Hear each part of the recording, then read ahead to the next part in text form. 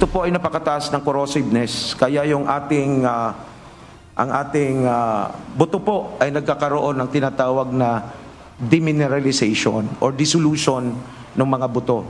Ganon din po yung hydrolysis ng ating mga buto. Kaya ito po yung mga struggle ng ating mga experts at examiner ng DNA.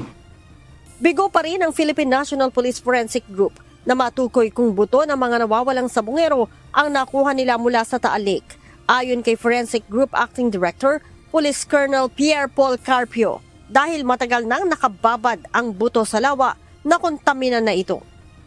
Kasama na rin po rito yung napakataas na temperatura ng ating Taal Lake, which is around 29 to 35 degrees Celsius. Itong warm stagnancy na tubig ay exponentially nagbibigay po ng napakataas na aktibidades ng mikrobyo at nagkakaroon po ng tinatawag nilang microbiodegradation yung ating mga buto. Kaya drastically, napakabilis po ng degradation compared to cold water environment. Bukod sa nahihirapan sila na makakuha ng DNA samples, sinabi pa ng opisyal na sira na rin ang ibang DNA strands sa mga buto dahil sa mga chemicals sa tubig. Yung water molecules causes hydrolysis. Pumapasok po ito sa mga spores ng ating mga buto, doon po nagkakaroon ng hydrolysis. Hydrolysis in the sense na sinisira po niya yung DNA strands natin. Kaya yung pagkuha lang po ng ating mga samples doon sa buto, for example yung tibia or fibula, ito yung mga long bones. So kukuhanan po natin ng isang portion dito sa kabilang taas. Kaya naman sa ngayon, wala pa aniya silang nakukuha na nagmamatch sa sample na ibinigay ng kamag-anak ng missing sabungeros. So ito po ay, alam nyo naman, ay napakahabang proseso. So alam naman natin na ang ating DNA, kahit napakahirap, buto po ang pinakamahirap kuhanan na sample. Pinakamahirap na at pinakamahal po.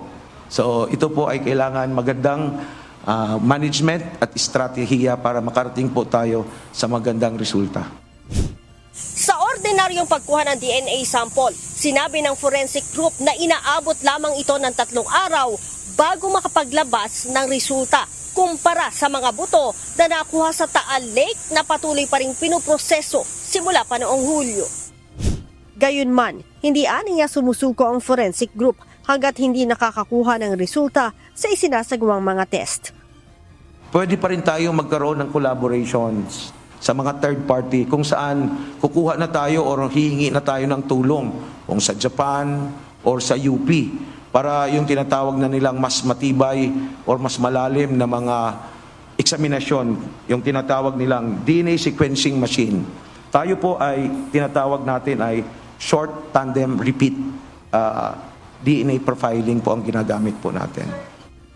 Una nang ipinag-utos ng Department of Justice ang paghahanap ng mga buto sa Taal Lake makaraang sabihin ng ilang witness na sa naturang lawa ibinaon ng mga suspect ang bangkay ng mga nawawalang sabungeros. Leia Ilagan, UNTV, News and Rescue. Diyos ang aming sandigan, serbisyo publiko ang aming pinahahalagahan.